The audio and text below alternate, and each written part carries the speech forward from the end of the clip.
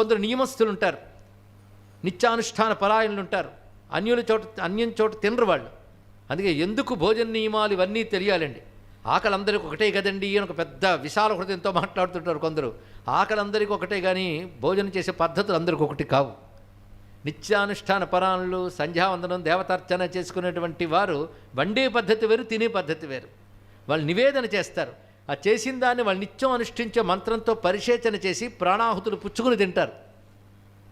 అందరూ అలా ఉండలేరు కదా, కనుక అందరూ తినే పద్ధతి వేరు. కానీ ఈ పద్ధతిలో తినేవారు ఆ పద్ధతిలో తగ్గ ఏర్పాట్లు ఉంటాయే తప్ప ఇందులో ఎక్కువ తక్కువ లేవు, మర్యాదలు ఉన్నాయి. ఇది తెలియాలి. ఇవి తెలియకపోవడం వల్ల ఈ రోజుల్లో విప్లవవాదం పేరుతో సంప్రదాయము వీటిని అవహేళన చేయడం కనబడుతుంది.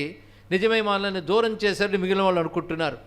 కనుక ఆహారం అనేది వ్యక్తిగతమైన అంశం, ఇది తెలుసుకోవాలి. సామూహిక అంశం కాదు. ఎవడు తినది వాడు గడుపులోకి వెళుతుంది. అలాగే వ్యక్తిగతం, కుటుంబగతం, వారి పద్ధతులు వరకు ఉంటాయి. అందుకే అలా నియమస్తులు ఎక్కడ పెడితే అక్కడ ఎందుకు తినరు అంటే నియమం గనక, అదొక్కటే కారణం. ఎక్కడ పెడితే అక్కడ తినేవాళ్ళు ఉంటారు, వాడితో వాదించడం కాదు, కానీ వాళ్ళకేం నియమాలు ఉంటాయి. నియమంలో ఉన్నవాడికి వాడి గౌరవాలకు ఇవ్వాలి. ఆ రోజుల్లో ఎవరికి వాళ్ళకి తెలుసండి. అందుకే వాద వివాదాలు జోలికి వచ్చేవారు కారు, ఎవరి మర్యాదలు వాళ్ళు కాపాడేవారు. అందరిలో భగవంతుడు ఒకడే, కానీ నియమాలు పద్ధతులు మాత్రం ఎవరికి వారికే ఉంటాయి కనుక పూర్వం అందుకే కొట్లాటల్లో, వాద వివాదాల్లో ఒకరి మర్యాద ఒకరు చూసుకునేవారంతే. ఇప్పుడు కొట్లాట్లు మిగిలాయి, కులాభిమానాలు పెరిగాయి, కానీ సంస్కారాలు, మర్యాదలు తెలియని కాలం వచ్చింది కనుక ఇలాంటి వింటే ఆశ్చర్యం వేస్తుంది.